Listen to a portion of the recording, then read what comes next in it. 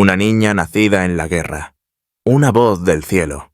Una misión que desafió a reyes. Juana de Arco no era una princesa, era una campesina, una visionaria, una guerrera. En un mundo gobernado por hombres y marcado por la traición, se alzó con la espada y la fe para forjar el destino de Francia. Pero la gloria tiene un precio, y para Juana fue el fuego. Esta es la historia del martirio de Juana de Arco. Era una campesina, criada en las colinas de Domremy, un pueblo en la frontera entre la esperanza y la destrucción. Francia ardía, desgarrada por la guerra, la traición y las potencias extranjeras. Pero en el corazón de un valle insignificante crecía una niña que cambiaría el curso de la historia. Su nombre, Juana. Sin nobleza, sin educación, apenas capaz de escribir su propio nombre. Pero tenía algo que ningún general poseía: visión. A los 13 años, mientras trabajaba en el jardín cerca de la iglesia del pueblo, la invadió una luz tan brillante que pareció rasgar el cielo. En esa luz se alzaba una figura, poderosa y radiante, el arcángel Miguel. Poco después, aparecieron dos figuras femeninas que reconoció de las pinturas de la iglesia: Santa Catalina de Alejandría y Santa Margarita de Antioquía, jóvenes mártires que eligieron la fe por encima de la vida. Juana cayó de rodillas. Temblaba de miedo, pero las voces hablaban con suavidad, con firmeza. Dios la había elegido, decían, no a un rey, no a un sacerdote, a una niña. Su misión era clara: expulsar a los ingleses de Francia, liderar el ejército y asegurar la coronación del delfín Carlos en Reims. La orden era increíble, imposible, y, sin embargo, la sentía en los huesos. No era una soñadora, no era hija de la locura, tenía un propósito. Durante 3 años no dijo nada. Llevó sus palabras como una llama oculta en su corazón, un fuego que se convertiría en tormenta. Porque en una época en la que los hombres solo escuchaban espadas, una niña escuchó algo más. Escuchó una llamada. Para 1429, Francia estaba al borde del abismo. Los ingleses, apoyados por sus aliados borgoñones, se habían adentrado profundamente en territorio francés. Orleans, una puerta crucial al corazón de Francia, estaba sitiada. El delfín, Carlos, se aferró a su pretensión, pero pocos creían que alguna vez sería coronado. Y entonces llegó Juana. Tras meses de rechazo, finalmente consiguió una audiencia en Chinon. Una adolescente campesina, vestida con ropas prestadas, alegando una misión divina. Sin embargo, cuando se presentó ante el delfín, habló con una convicción que enmudeció a la sala. Lo identificó disfrazado, compartió secretos que nadie podría haberle revelado y declaró la voluntad de Dios. Carlos debía ser coronado, y ella lo guiaría allí. Asombrado pero desesperado, Carlos accedió. Juana fue examinada por teólogos e interrogada por cortesanos. Pasó todas las pruebas, se declaró devota, pura y sincera. Le dieron una armadura, una espada y un estandarte blanco. En él, la imagen de Cristo y las palabras Jesús María. Cabalgaba a la cabeza del ejército, no como un soldado, sino como un símbolo. Una joven que hablaba de ángeles y marchaba a la batalla. En Orleans, la moral francesa se había derrumbado. Pero la llegada de Juana lo cambió todo. Se movía entre las tropas como el fuego entre la hierba seca, animándolas, rezando con ellas, recordándoles que luchaban no solo por tierras, sino por la salvación. En cuestión de días, las líneas inglesas comenzaron a desmoronarse. Lideró un asalto a Les Tourelles, fue alcanzada por una flecha, pero regresó al frente al día siguiente. Su valentía era contagiosa. En mayo, el asedio se había roto. La doncella de Orleans había obrado su primer milagro. Había cambiado el curso de la guerra. Y por primera vez en años, Francia se atrevió a creer. El asedio de Orleans se había levantado, pero la misión de Juana aún no había concluido. Las voces que la guiaban eran claras. Carlos debía ser coronado en Reims, la antigua sede de los reyes franceses. Pero el camino era peligroso. Reims se encontraba en territorio enemigo, rodeada de ciudades aún leales a los ingleses o a los borgoñones. Juana presionó al delfín para que actuara. Se había convertido en algo más que una mascota militar. Ahora era una fuerza moral. Envalentonado por su convicción y la serie de victorias inesperadas, Carlos accedió. La marcha hacia Reims se convirtió en una procesión. Ciudad tras ciudad abrían sus puertas, optando por recibir a la doncella en lugar de resistirse a ella. Su reputación la precedía. Para muchos era una profetisa, para otros una señal divina de que Francia no había sido abandonada. El 17 de julio de 1429, Carlos fue coronado rey Carlos VII de Francia. En la catedral de Reims, entre incienso y cánticos, el óleo de la unción sagrada rozó su frente. Juana estaba a su lado, con su estandarte en alto, más alto que cualquier espada. Para ella, fue el cumplimiento de la misión divina que le habían encomendado los santos. Una campesina de Domremy había traído un rey a su corona. Pero no todos estaban jubilosos. En la corte de Carlos comenzaron a surgir murmullos de inquietud.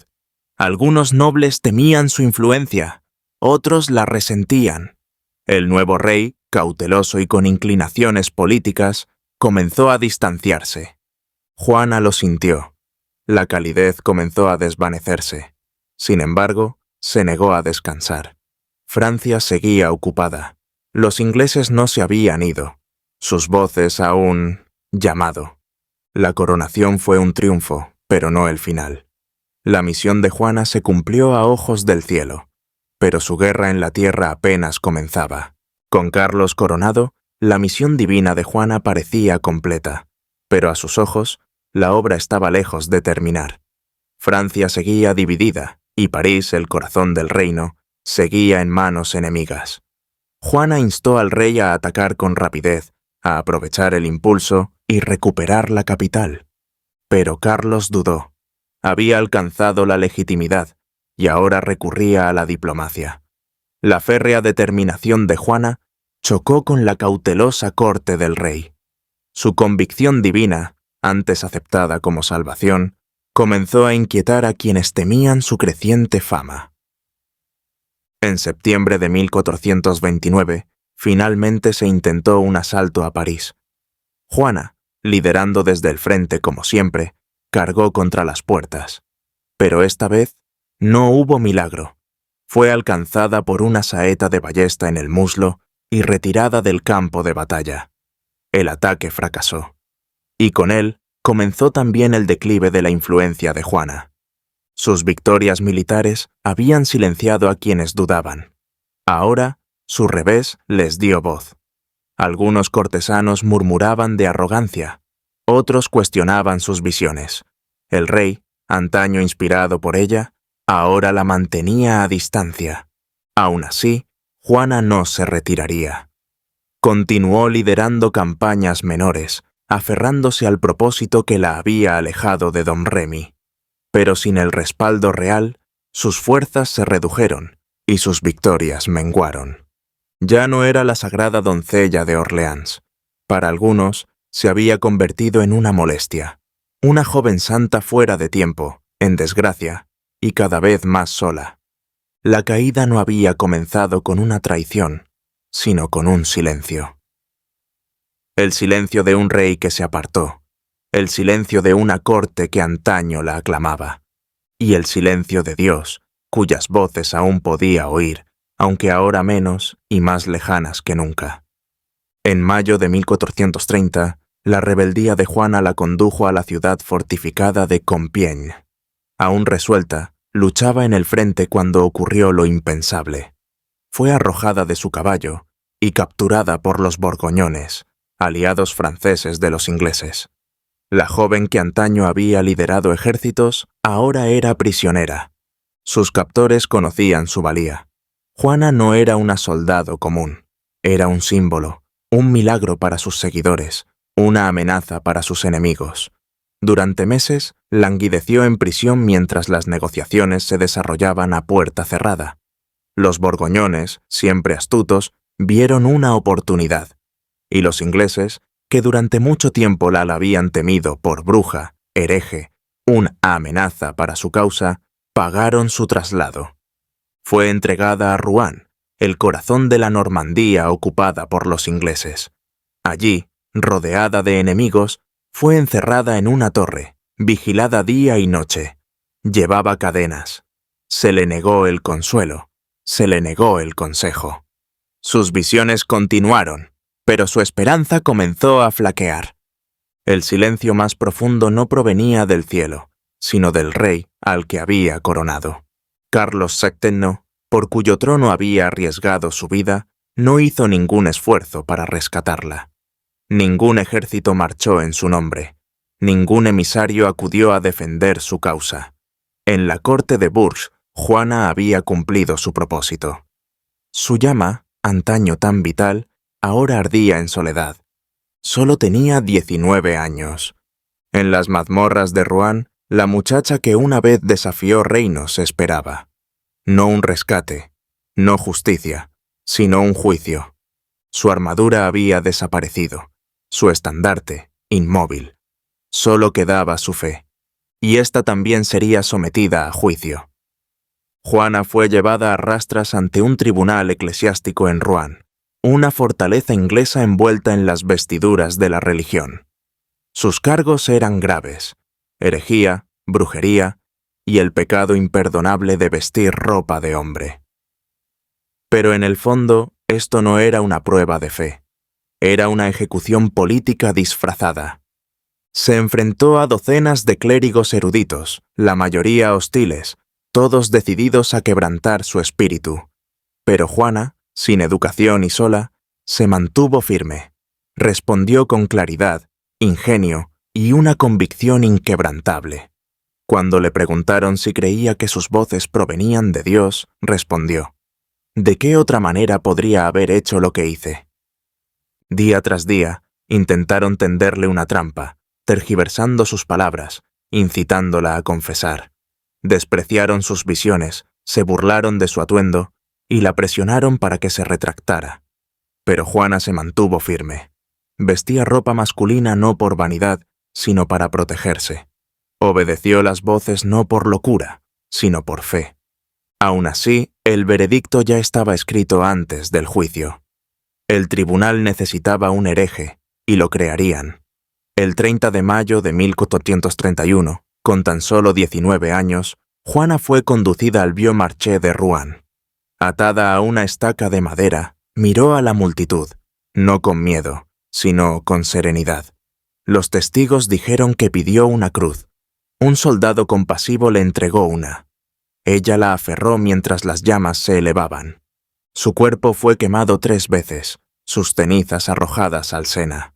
No había santuario, no había tumba. Intentaron borrarla, pero no pudieron silenciar su historia, porque al disiparse el humo, algo más comenzó. Una leyenda. Una niña que oía ángeles, una guerrera que coronó a un rey, una mártir que se convertiría en santa. Juana de Arco había muerto, pero Juana de Arco apenas comenzaba. La muerte de Juana pretendía poner fin a su historia. En cambio, le otorgó la inmortalidad. Durante décadas, siguió siendo una figura controvertida. Algunos la recordaban como hereje, otros como heroína. Pero entre los franceses, su memoria brillaba con luz propia. Historias de su valentía, sus visiones y su sacrificio se extendieron de pueblo en pueblo. Se convirtió en un símbolo, no solo de fe, sino también de resistencia y esperanza. En 1456, el rey Carlos VII, el mismo hombre al que ella había ayudado a coronar y que no había hecho nada por salvarla, ordenó un segundo juicio. Esta vez, el tribunal la declaró inocente. Los cargos eran falsos. Su ejecución, un error judicial. El nombre de Juana quedó limpio, pero ya estaba fuera de su alcance. Pasaron los siglos. Las guerras iban y venían. Las monarquías caían. Francia cambió, pero Juana permaneció. En 1920, casi 500 años después de su muerte, la Iglesia Católica la canonizó. La joven de Domremy era ahora Santa Juana de Arco. Hoy, su imagen se yergue en catedrales y aulas. Estatuas portan su espada. Escritores, artistas y cineastas narran su vida. Políticos invocan su valentía. Feministas, nacionalistas, creyentes y escépticos la reivindican por igual. Pero más allá de los mitos y los símbolos, hubo una vez una niña real, descalza en un campo, oyendo voces que nadie más podía oír. Una adolescente que se atrevió a liderar ejércitos, hablar con reyes y desafiar a las instituciones más poderosas del mundo. No luchó por la gloria, no luchó por el lucro, luchó porque creía, y al hacerlo se convirtió en algo más que una guerrera. Se volvió eterna. Juana de Arco no fue una leyenda surgida de las brumas de la Edad Media. Fue una niña real, de carne y hueso, nacida en un pueblo olvidado, sin poder, sin educación, pero con una convicción inquebrantable. Se atrevió a creer que una voz, incluso una voz femenina en un mundo de hombres, podía marcar la diferencia. Su batalla fue más grande que las guerras que libró. Luchó contra sistemas que intentaron menospreciarla, contra una iglesia que la tildó de hereje, contra una corona que la olvidó. Pero sobre todo, luchó por su visión. Una Francia libre del dominio inglés, liderada por un rey legítimo y bendecida por Dios. Esa visión la llevó del campo a los palacios, del campo de batalla a los tribunales y, finalmente, a la hoguera. Su vida fue corta y trágica, pero no carente de sentido. Fue humillada, quemada, borrada, pero nunca olvidada. Juana de Arco nos recuerda que el verdadero heroísmo no requiere armas, solo fuerza de voluntad. Sin coronas, solo fe. Sin permiso, solo el coraje de alzarse cuando el mundo te dice que guardes silencio. Su cuerpo se convirtió en cenizas, pero su historia se hizo eterna. Porque mientras exista la injusticia, Juana hablará, no como un mito, sino como una chica que nunca se quedó callada. Una corona brilla con más intensidad en la cabeza de una niña, pero tras el oro yace el silencio. Durante siglos, las hijas reales fueron moneda de cambio, objeto de intercambio entre imperios, veladas en seda y casadas con desconocidos. Demasiado jóvenes para elegir, demasiado valiosas para ignorarlas, se convirtieron en peones en juegos dinásticos. Algunas obedecieron, otras se resistieron. Unas pocas reescribieron la historia. Estos no son cuentos de hadas, sino crónicas de supervivencia, donde la infancia terminó en el altar. Desde Francia hasta la estepa mongol, desde Dinamarca hasta Constantinopla, lucieron coronas como armaduras. Sus nombres se susurran en notas a pie de página, su dolor sepultado bajo títulos. Pero la verdad permanece. Cada corona tiene un precio. Tenía 15 años, princesa de España, criada entre cruzadas y catedrales. Su nombre, Catalina de Aragón. Su destino, Inglaterra. Su misión, casarse con el príncipe heredero, Arturo Tudor. Arturo también tenía 15 años, frágil, pálido y arreglado como heredero de una dinastía inestable. Su matrimonio no fue una historia de amor, fue un pacto, una alianza entre dos reinos, sellada por dos hijos que apenas podían firmar. La boda tuvo lugar en 1501. Un vestido dorado, encaje español, miles de personas observando. Pero tras el boato se escondía algo más frío, incertidumbre, miedo e ignorancia. Tras la celebración, los enviaron al castillo de Ludlow, solos, sin padres, sin consejeros, solo deber y expectativas. A los pocos meses, enfermaron. Fiebre, sangre, miedo. Arturo murió. Catalina sobrevivió. Viuda a los 16 años, sin marido, sin estatus, sin futuro. Pero su historia no terminó ahí. Se quedó en Inglaterra. Afirmó que el matrimonio nunca se había consumado, que a los ojos de Dios seguía intacta. Esperó, rezó, y con el tiempo se casó con el hermano menor de Arturo, Enrique. Enrique VIII. Durante años fueron felices, hasta que el trono exigió un heredero, y Catalina no pudo concebirlo. La noche en Ludlow, ese matrimonio, esa pregunta sin respuesta, regresó como un fantasma. ¿Había dicho la verdad? ¿Había mentido? Lo que siguió no fue solo un divorcio, fue una ruptura. Inglaterra se separó de Roma, Europa se dividió, y todo comenzó con dos adolescentes, una boda de oro y una pregunta nunca resuelta del todo. Catalina se convirtió en reina, pero el precio fue su juventud, su dignidad y, al final, su corona. Tenía 6 días cuando murió su padre. Con su último aliento, María Estuardo se convirtió en reina de Escocia. Una corona más pesada que su cuna, heredada antes de su primera sonrisa. A los 5 años, fue enviada a Francia, no por seguridad, sino por estrategia. Criada en la corte, envuelta en seda, entrenada para el encanto. Su destino ya estaba sellado. Casarse con el heredero francés, Francisco. Era un año menor, delicado, tímido y siempre enfermo. Juntos, eran hijos de la realeza, convertidos en herramientas para imperios. A los 15, María se casó. La boda fue un espectáculo en Notre Dame. Satén blanco, bordados de plata. Parecía un ángel. Pero no era un cuento de hadas. Francisco rehuía las multitudes. Su salud se deterioraba. María, más alta y astuta, se desenvolvía con aplomo en la vida cortesana. Aportaba más que gracia. Tenía derecho a reclamar. Por su sangre Tudor, era una amenaza para el trono de Inglaterra. En 1559, un extraño accidente mató al rey de Francia. Una lanza rota en el ojo. De repente, Francisco y María eran rey y reina. Escocia, Francia y quizá Inglaterra. Todo en manos de adolescentes. Pero el poder cimentado sobre la enfermedad rara vez perdura.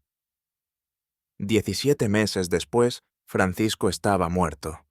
Una infección de oído, un absceso cerebral. La historia es incierta. María tenía 17 años, viuda doble, con 2 coronas y sin protección. La corte francesa se enfrió. Catalina de Médici, madre de Francisco, tomó el poder. María, convertida en una incomodidad extranjera, fue expulsada. Regresó a Escocia, una tierra que apenas conocía, para gobernar un reino desgarrado por la religión y la codicia. Su futuro se vería sumido en el escándalo, la traición y, finalmente, el hacha. Pero todo comenzó allí. Una niña desposada, un niño rey enfermizo, y un matrimonio adornado con diamantes, pero forjado en silencio. Fue coronada antes de poder gatear, pero su caída resonaría durante siglos. Tenía 6 años. Princesa de Francia, hija del rey Carlos VI, nacida en una corte opulenta, pero atormentada por la locura y la guerra. Su nombre, Isabel de Valois. Su destino, detener la guerra de los 100 años con sus pequeñas manos. En 1396, la paz era frágil. Los tratados se resquebrajaban como el cristal viejo. Inglaterra y Francia necesitaban algo simbólico, algo vinculante. Así que ofrecieron una niña, su prometido, el rey Ricardo II de Inglaterra. Tenía 29 años, era viudo y ansiaba legitimidad. Su trono se tambaleaba bajo sus pies, rodeado de enemigos. Necesitaba una alianza francesa. Lo que consiguió fue una niña como novia. El matrimonio causó indignación. Incluso en una época en la que las uniones reales ignoraban el amor, el matrimonio de una niña de 6 años con un hombre adulto conmocionó a la corte. Sin embargo, la boda se llevó a cabo.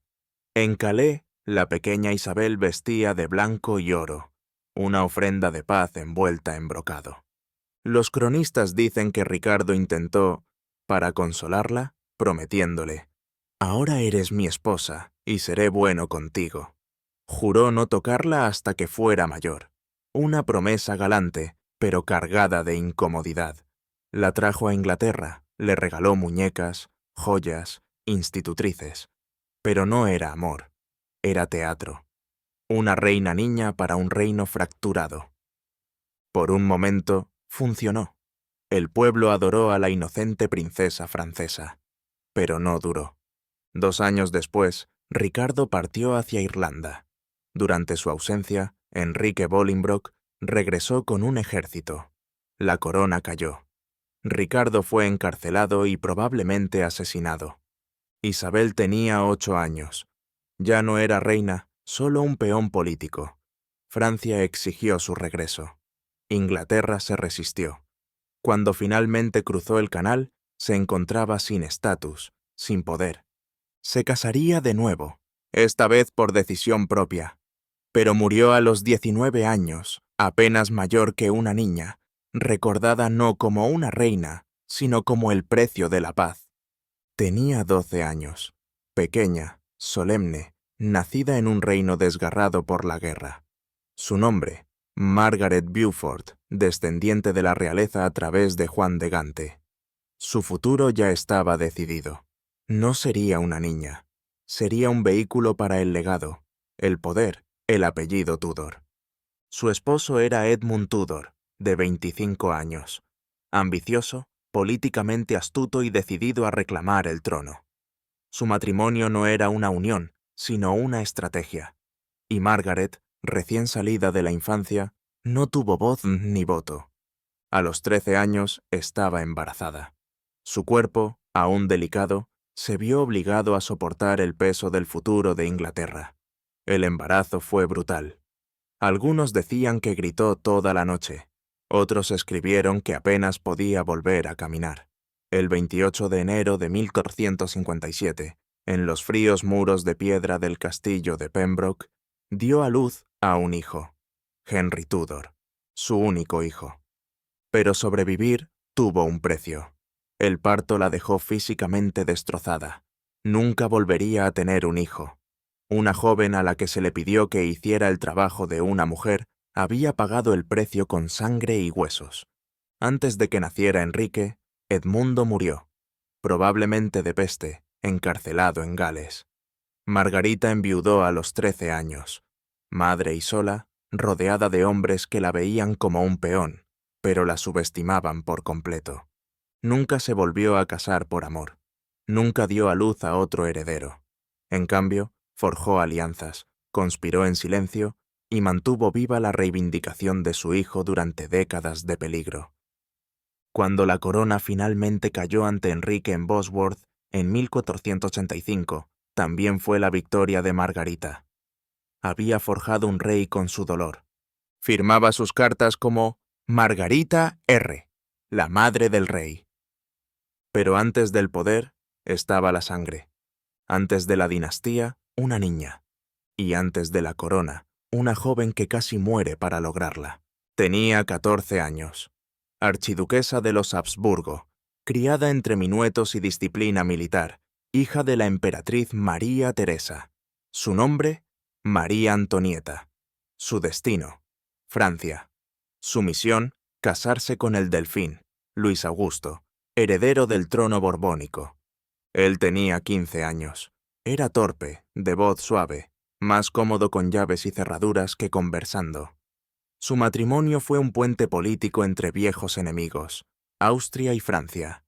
Pero bajo los bordados y las pelucas empolvadas, el desastre ya se estaba gestando.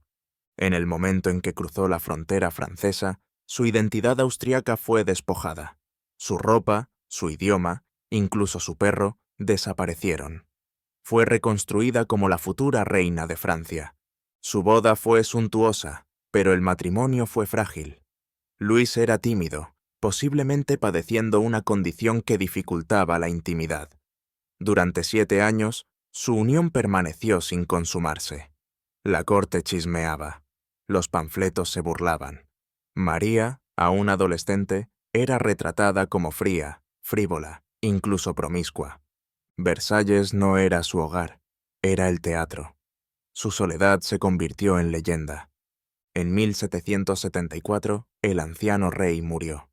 A los 19 y 20 años, Luis y María se convirtieron en rey y reina, niños en un trono que se desmoronaba. María recurrió a las distracciones, la moda, los bailes, los peinados imposibles. El pueblo se volvió contra ella. «Que coman pastel», afirmaban que había dicho. No lo hizo, pero el daño ya estaba hecho. Mientras Francia se hundía en la hambruna, su imagen se convirtió en el rostro del exceso. La revolución se alzó, la Bastilla cayó, y la jaula de oro se hizo añicos. En 1793, a los 37 años, caminó hacia la guillotina, sin joyas, sin peluca empolvada, solo la sombra de la joven de 14 años que una vez cruzó la frontera hacia un reino que la destruiría. Su matrimonio estaba destinado a unir naciones. En cambio, encendió la mecha de la revolución. María Antonieta llegó a Francia como novia. Partió como advertencia. Tenía 18 años. Coronada reina de Egipto, última de una larga línea de gobernantes descendientes de Ptolomeo, general de Alejandro Magno. Su nombre, Cleopatra VII. Su reino, frágil. Su destino, compartido. Pues su padre había decretado que debía gobernar con su hermano menor y casarse con él. Él tenía 10 años. Ptolomeo XIII. Un niño rey, guiado por consejeros despiadados que veían a Cleopatra no como una hermana, sino como una amenaza. El matrimonio no se trataba de amor, ni siquiera de familia. Se trataba de dinastía, mantener los linajes puros y el poder controlado. Pero Cleopatra no se dejó controlar. Se negó a compartir la autoridad. Emitió decretos en su propio nombre. Colocó su imagen sola en monedas. Incluso aprendió egipcio, algo que ningún gobernante de su linaje había hecho. Eso la hizo peligrosa. El palacio de Alejandría se convirtió en un campo de batalla de susurros. Surgieron facciones. La corte cambió. En el 49 Pintita, se vio obligada a huir. Cruzando el desierto, disfrazada, reunió tropas. Una reina en el exilio, pero no derrotada. Entonces llegó César. Julio César llegó a Egipto para mediar en la disputa entre los hermanos. Cleopatra no entró en su corte. Se hizo introducir clandestinamente, se envolvió en una alfombra y se desplegó dramáticamente ante él. Funcionó. Encanto, intelecto, estrategia. Quedó cautivado. La guerra siguió. César apoyó a Cleopatra. Alejandría ardió. Y en el caos, Ptolomeo XIII se ahogó intentando escapar, con tan solo 13 años. Cleopatra regresó al trono, esta vez sola. Gobernaría con el hijo de César y, más tarde, con Marco Antonio. Su nombre se convirtió en leyenda. Pero todo comenzó con un hermano marido, una lucha de poder y una alfombra que cambió la historia. Cleopatra no nació diosa. Se convirtió en una a través del fuego, la astucia y la rebeldía. Aún era una niña cuando se concertó su matrimonio. Su nombre, Matilde de Flandes. Su futuro, ligado a un ambicioso duque conocido como Guillermo el Bastardo. Era ilegítimo, feroz, y decidido a reclamar no solo Normandía, sino Inglaterra. Su unión fue más que un simple matrimonio. Fue una apuesta. Una noble de impecable linaje se emparejó con un hombre nacido en el lado equivocado de la cama real. Muchos murmuraban que nunca lo aceptaría. Al principio no lo hizo. La leyenda dice que Matilde rechazó a Guillermo, que él respondió no con flores, sino con furia, cabalgando hacia la corte de su padre, arrastrándola del caballo por las trenzas. Realidad o mito, lo que siguió fue real. Se casó con él, en sus propios términos. Y no se casó a la ligera. Matilde no era una duquesa pasiva. Gobernó Normandía en ausencia de Guillermo. Firmó cartas, dirigió ejércitos y dirigió la corte. Cuando Guillermo zarpó para conquistar Inglaterra en 1566, fue Matilde quien aseguró su retaguardia, política, financieramente y con la lealtad de la élite normanda. Mientras él luchaba en Hastings, ella gobernaba en casa. Cuando llegó la noticia de la victoria de Guillermo, no fue solo su triunfo, sino el de ella. Fue coronada reina de Inglaterra en la abadía de Westminster en 1068, la primera de su linaje. Una reina forjada no por la herencia, sino por la alianza, la fuerza y la estrategia. Su matrimonio, aunque marcado por el fuego y la ambición, fue perdurable. Juntos fundaron una dinastía que moldearía Inglaterra durante generaciones.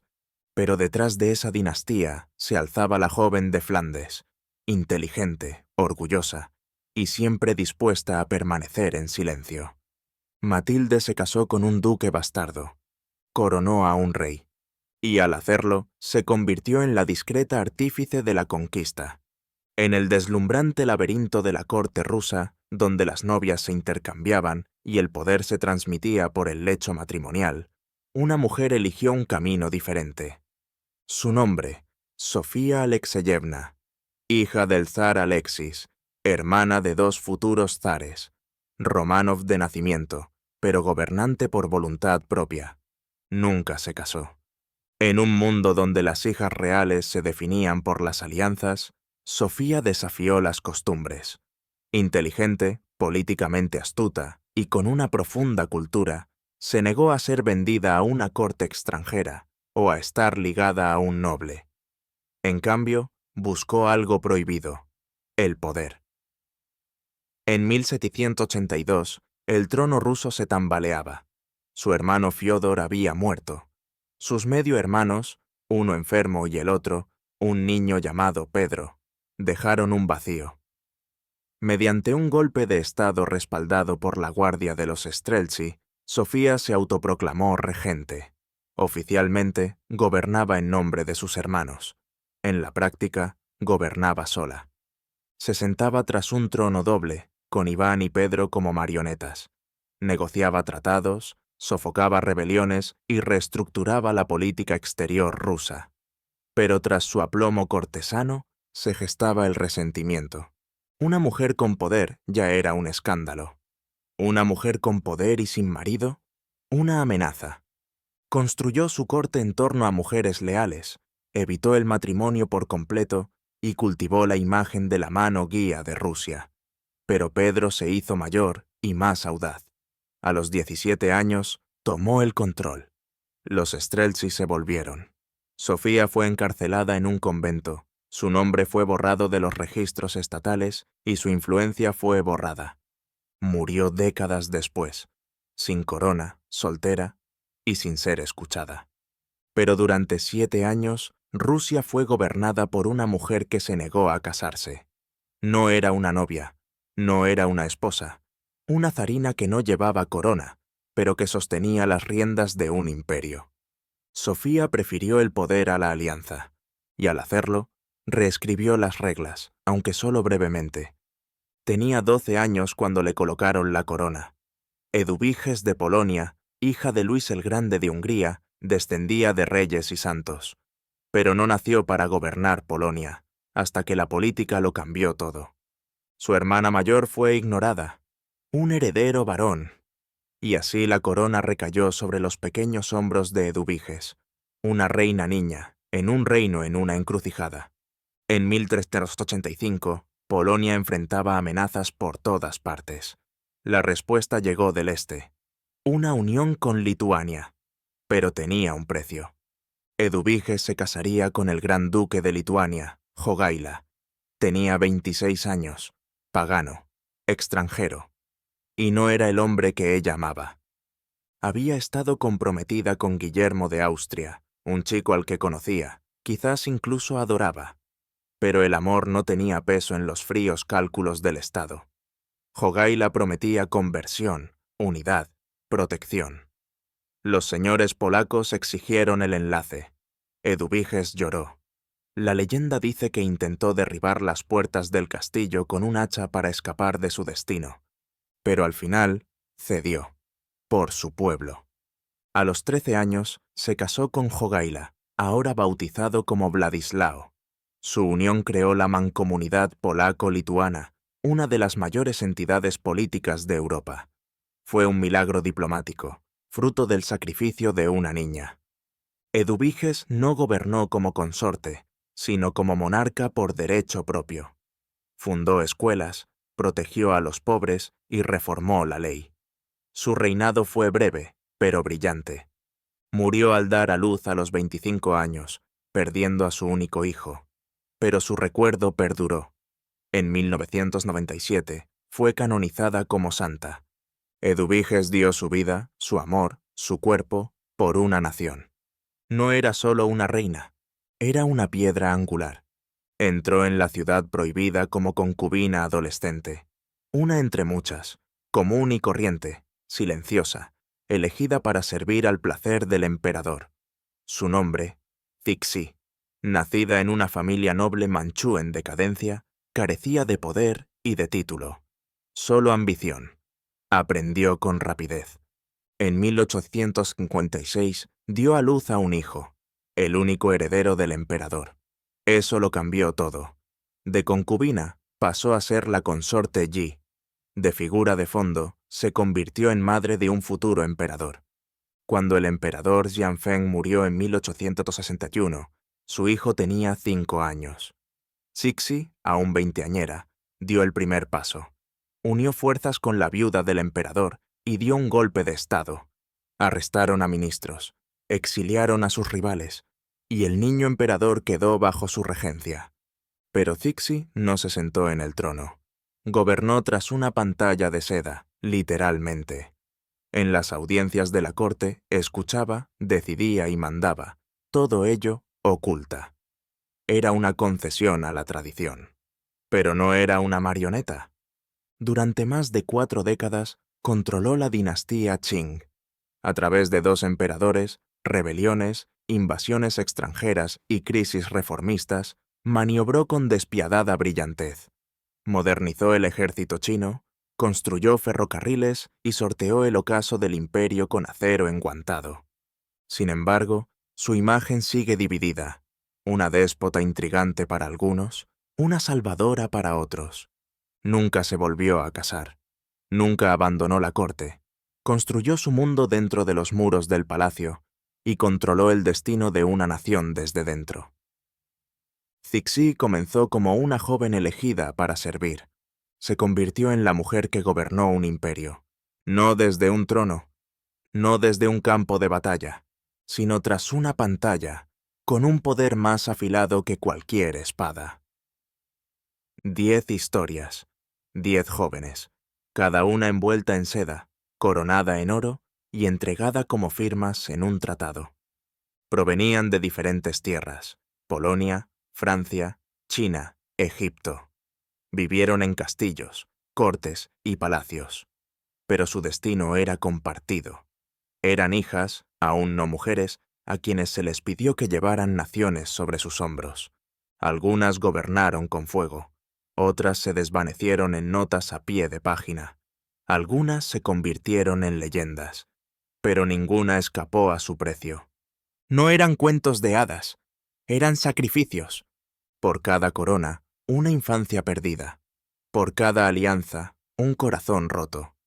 Tras dinastías e imperios yacen los cuerpos de niñas que nunca pudieron elegir. Novias que se convirtieron en guerreras. Reinas que vivieron en silencio. Emperatrices que gobernaron en la sombra. La historia recuerda a los reyes que conquistaron. Pero también debemos recordar a las niñas que fueron conquistadas primero, por deber, por matrimonio, por la mano dura de la historia, porque el poder no siempre parece una espada, a veces parece un velo. La Segunda Guerra Mundial, que comenzó en 1939, sumió al mundo en un conflicto brutal sin precedentes. Impulsada por la ambición de Adolf Hitler, la Alemania nazi arrasó Europa a una velocidad alarmante, ocupando nación tras nación bajo la bandera del Tercer Reich. Polonia cayó primero, seguida de Francia, Bélgica, los Países Bajos y otros países. Para millones de personas, la ocupación significó no solo dominio extranjero, sino una vida bajo miedo constante, leyes opresivas, censura y represión violenta. Las comunidades minoritarias, especialmente los judíos y los eslavos, fueron objeto de persecución, deportación y exterminio en una campaña de terror que definiría el Holocausto. Sin embargo, a la sombra de la tiranía, la resistencia comenzó a crecer. Valientes individuos y redes clandestinas contraatacaron, arriesgándolo todo por la libertad. Entre estas almas valientes se encontraban jóvenes partisanos, adolescentes que desafiaron uno de los regímenes más oscuros de la historia. Sus historias nos recuerdan que incluso en tiempos de terror, la esperanza y la resistencia aún pueden alzarse. En las tranquilas colinas del noroeste de Bosnia, bajo la suave luz de un cielo invernal, Lepa Radić nació el 19 de diciembre de 1925 en el seno de una modesta familia serbo-bosnia. Su pueblo, cerca de Bosanska Gradiška, estaba lejos de las grandes ciudades del mundo, pero incluso en este recóndito rincón de Yugoslavia, los ecos de la inestabilidad política resonaban en la distancia. Lepa creció rodeada de voces fuertes. Su familia estaba profundamente arraigada en los ideales comunistas, y su tío, un conocido activista, llenaba su hogar de apasionados debates sobre la justicia, la libertad y el futuro de su país. Estas conversaciones moldearon su joven mente desde muy temprano, sembrando las semillas de la resistencia que un día florecerían en un desafío feroz. Era una estudiante tranquila y perspicaz, reservada pero decidida. En la escuela, Lepa destacaba no solo por su inteligencia, sino también por su seriedad. Devoraba libros que superaban con creces su nivel académico y cuestionaba la autoridad con una audacia discreta. Sus maestros notaron que no era como los demás niños. Observaba, pensaba y se preparaba. Con tan solo 15 años, mientras otros de su edad estaban absortos en sus tareas o juegos infantiles, Lepa se unió a la Liga de la Juventud Comunista y al Partido Comunista de Yugoslavia. El mundo estaba en guerra, y ella ya había elegido su bando. En un mundo cada vez más sumido en la tiranía, Lepa Radić no se topó con la resistencia, la afrontó con claridad y convicción. Mucho antes de empuñar un fusil, se había armado de ideas. En su pequeño pueblo, bajo el peso de una tormenta creciente, una adolescente se convertía silenciosamente en el símbolo de algo mucho mayor. A principios de la década de 1940, Europa estaba en llamas. Los ejércitos de Adolf Hitler habían arrasado el continente como una ola imparable, derribando gobiernos y redefiniendo fronteras en cuestión de días. Sin embargo, los Balcanes seguían siendo una mancha desafiante y enmarañada en el mapa nazi, una que Hitler no podía permitirse ignorar. Yugoslavia, enclavada en el corazón de los Balcanes, intentó mantener la neutralidad. Pero la neutralidad era un lujo que Hitler no toleraba. En marzo de 1941, el gobierno yugoslavo, bajo presión, firmó a regañadientes el Pacto Tripartito, una alianza con las potencias del Eje. Para el mundo exterior, parecía una rendición, pero dentro del país, la ira se desbordó. Apenas 2 días después, el pueblo se alzó. Un golpe de Estado incruento reemplazó al régimen y colocó al adolescente rey Pedro II en el trono. Fue una bofetada al orgullo de Hitler, quien jamás toleró la rebeldía. Furioso, Hitler emitió la directiva del Führer 25. El 6 de abril de 1941, el cielo yugoslavo se oscureció mientras los bombarderos alemanes rugían sobre sus cabezas, lanzando una brutal invasión. En tan solo 11 días, Yugoslavia se derrumbó, pero lo que siguió fue aún peor. Los nazis se repartieron el país, instaurando regímenes títeres como la Ustaša en Croacia, fanáticos que desataron un régimen de terror contra serbios, judíos y romaníes. Aldeas ardieron, miles fueron masacrados, La promesa de neutralidad se había convertido en cenizas. En medio de este caos, algo extraordinario comenzó a gestarse: la resistencia. Desde los bosques profundos y las altas montañas se alzaron partisanos. No eran soldados veteranos, sino agricultores, estudiantes y niños. Entre ellos se encontraba una adolescente llamada Lepa Radić, que presenciaba la caída de su patria, decidida a plantar cara y luchar. La guerra en los Balcanes no era solo por territorio. Era un choque de ideologías, identidades y supervivencia. Y para Yugoslavia, la batalla apenas comenzaba. Cuando Yugoslavia cayó bajo la aplastante fuerza de los tanques nazis en abril de 1941, sus restos se repartieron como trofeos. Entre ellos, nació un nuevo y siniestro Estado títere, el Estado Independiente de Croacia. Pero lo que Hitler y Mussolini vieron como una victoria estratégica se convirtió, para la gente de adentro, en una pesadilla pintada de sangre. El régimen fue entregado a la Ustaša, un grupo ultranacionalista fascista liderado por Ante Pavelić. Al mundo le hablaban de independencia, pero a quienes vivían allí, bajo su régimen, fue nada menos que un exterminio calculado. La Ustaša no solo reflejaba la ideología nazi, sino que se deleitaba con su crueldad. Su objetivo: un Estado croata puro, libre de serbios, judíos y romaníes. Prometieron una fórmula aterradora: matar a un tercio, expulsar a otro tercio y convertir al resto. Lo que siguió desafió a la humanidad. Aldeas enteras fueron aniquiladas, familias destrozadas, personas masacradas no con balas, sino con cuchillos, hachas e incluso sierras. Los niños no se salvaron. En lugares como Jasenovac, un campo de concentración de horrores que rivalizaba con Auschwitz, el aire estaba impregnado del hedor a muerte. El pueblo de Lepa Radić no fue inmune. Presenció la desaparición de amigos, el silenciamiento de vecinos y la masacre de inocentes. Esto no era solo una guerra, era un genocidio uniformado. Pero entre las cenizas del miedo, la resistencia comenzó a aflorar. Para gente como Lepa, el enemigo ya no eran solo los invasores extranjeros, sino este terror local. La Ustaša esperaba intimidar al pueblo para que se sometiera. En cambio, crearon mártires, luchadores y una ardiente voluntad de resistencia. El Estado Independiente de Croacia se construyó con el apoyo nazi, pero su cimiento fue la crueldad. Y su legado no lo escribirían banderas ni fronteras, sino la valentía de quienes se alzaron y dijeron «¡Basta!». Mientras Yugoslavia ardía bajo las botas de la opresión nazi y la Ustaša, muchos optaron por el silencio, la supervivencia y la rendición. Pero otros, más valientes y audaces, optaron por luchar. De lo profundo de los bosques y las escarpadas montañas surgieron los partisanos, una resistencia forjada no con la fuerza militar, sino con un coraje puro y desesperado. Liderados por Josip Broz Tito, los partisanos eran un mosaico de agricultores, obreros, estudiantes y exsoldados. Lo que los unía no era el entrenamiento, sino la rabia. Rabia contra la tiranía, contra las fosas comunes y las casas incendiadas, contra la imagen de vecinos ahorcados en las plazas de los pueblos.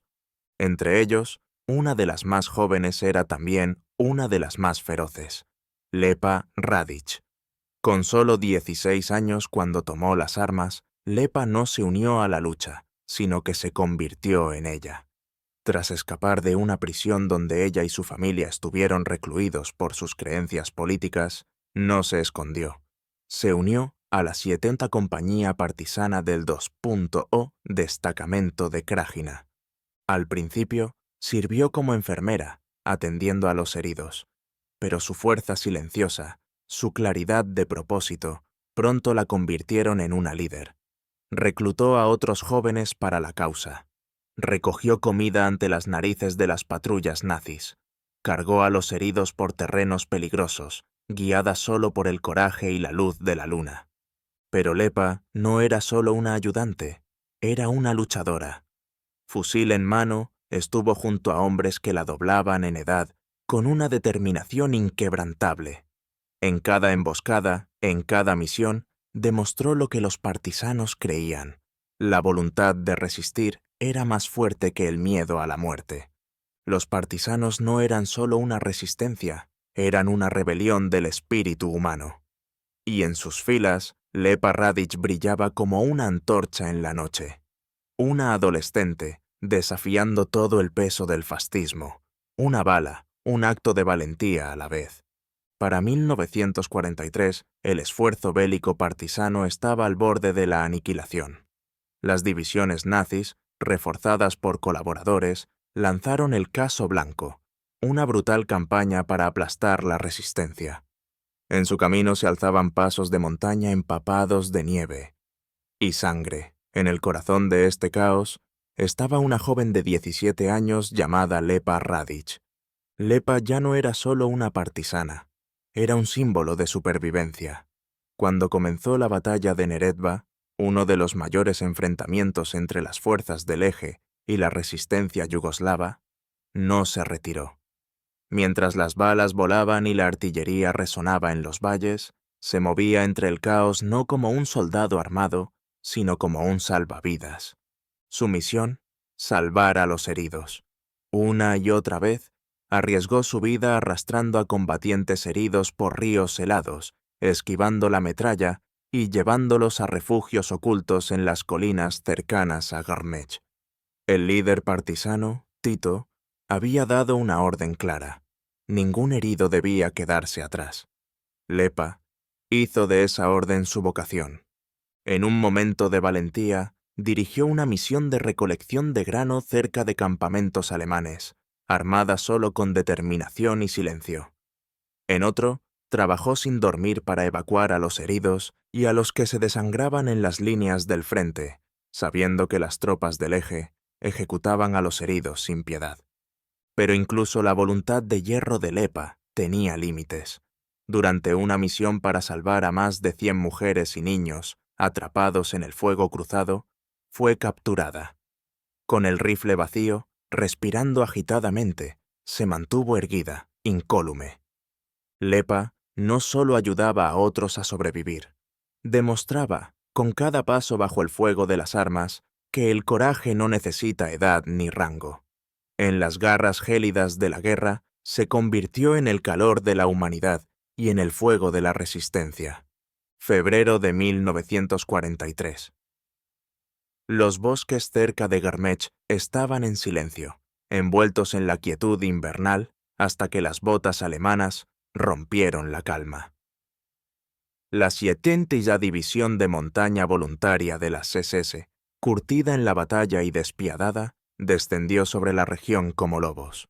En medio del caos, Lepa Radić, que entonces tenía tan solo 17 años, fue capturada mientras intentaba evacuar a más de 100 mujeres y niños de una aldea amenazada. Luchó hasta la última bala. Rodeada, superada en número y desarmada, no se rindió. Resistió. Se necesitó un destacamento completo de soldados de las SS para abatir a una adolescente. Incluso en la derrota, se mostró desafiante. Llevada a una prisión nazi en Bosanska Krupa, Lepa se enfrentó a un destino peor que la ejecución. Silencio. Sin nombre. Sin rango. Sin confesión. Los nazis la torturaron en aislamiento. La dejaron morir de hambre. La golpearon. Le exigieron los nombres de los líderes partisanos. Pero solo encontraron silencio. Y ojos que no parpadeaban. Sus captores quedaron atónitos. Allí estaba una chica, ensangrentada, magullada y encadenada, que se negaba a ceder.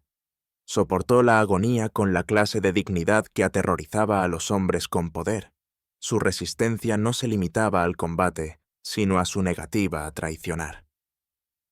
Pasaron los días.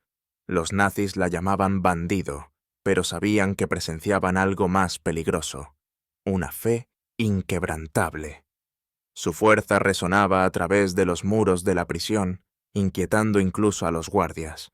Y cuando le ofrecieron una última oportunidad de vivir, libertad a cambio de nombres, Lepa respondió: «No soy una traidora a mi pueblo. Aquellos a quienes buscan se mostrarán cuando todos ustedes se hayan ido». Los nazis no solo arrestaron a una partisana, habían capturado un símbolo, y se dieron cuenta demasiado tarde. Algunos espíritus no pueden ser enjaulados. 8 de febrero de 1943. El cielo sobre Bosanska Krupa estaba gris y las calles estaban extrañamente silenciosas. Se había corrido la voz. Los alemanes preparaban una ejecución. No de un hombre, ni de un soldado, sino de una joven de 17 años. Lepa Radić, atada y magullada, fue conducida por la plaza del pueblo. Sus captores intentaron exhibirla como una advertencia, pero en cambio, la gente vio algo más. Una mártir en ciernes. La horca era algo rudimentario. Una cuerda colgada de la rama de un árbol. Una caja de madera debajo. Los nazis querían sumisión. Lo que obtuvieron fue desafío. Incluso con una soga al cuello, Lepa se mantuvo firme. Cuando el oficial de las SS ofreció su vida a cambio de los nombres de sus compañeros partisanos, no se inmutó. «No soy una traidora a mi pueblo», declaró con voz firme y ojos llameantes. «Aquellos a quienes buscan se rebelarán cuando los hayan aplastado a todos». Entonces se volvió hacia la multitud, su gente, y gritó su último grito. «¡Viva el Partido Comunista! ¡Vivan los partisanos! ¡Luchen, pueblo, por su libertad! Me matarán, pero otros me vengarán». No había miedo en su voz, solo fuego. El oficial dudó. Entonces, de una patada rápida, la caja cayó. La cuerda se tensó, y en ese instante de congelación, los nazis creyeron haberla silenciado. Pero se equivocaron. Lepa Radić no murió ese día. Resucitó. En los corazones de quienes la presenciaron, se convirtió en algo más que una niña. Se convirtió en una leyenda, un símbolo de resistencia. Prueba de que, incluso frente a un imperio monstruoso, una sola voz, un alma, aún podía sacudir el mundo. Tenía solo 17 años, pero su valentía fue eterna. Aunque la vida de Lepa Radić fue brutalmente truncada con tan solo 17 años, su legado arde como un fuego inextinguible, símbolo de resistencia intrépida y esperanza inquebrantable contra la opresión. Tras la guerra, su extraordinaria valentía fue honrada por el recién formado gobierno yugoslavo, que le otorgó póstumamente el prestigioso título de Héroe Nacional de Yugoslavia, un reconocimiento excepcional y sagrado reservado para quienes demostraron la mayor valentía y sacrificio. La historia de Lepa trascendió su aldea y su país, resonando a través de generaciones como un faro de resistencia juvenil contra una de las tiranías más oscuras de la historia. Se convirtió en algo más que una simple combatiente guerrillera. Se convirtió en una leyenda, inspirando a innumerables jóvenes a mantenerse firmes ante la injusticia y a luchar por la libertad a toda costa. Su nombre está grabado en monumentos, escuelas y calles, recordando a todos que incluso la voz más pequeña puede rugir con más fuerza cuando está impulsada por la convicción. Poemas, canciones e historias mantienen vivo su espíritu, presentándola como la adolescente intrépida que se atrevió a desafiar un imperio de crueldad y nunca se rindió. Pero más allá de los honores y monumentos oficiales, el verdadero legado de Lepa reside en los corazones de quienes creen en la valentía, el sacrificio y el poder de defender lo que es correcto. En un mundo aún marcado por el conflicto y la tiranía, su vida nos llama, instándonos a recordar que la valentía no tiene edad y que la resistencia de una joven puede resonar en la historia para siempre. El recuerdo de Lepa Radić no es solo un capítulo en un libro de historia, es una llama viva que inspira a luchadores por la libertad y soñadores de todo el mundo a levantarse y resistir.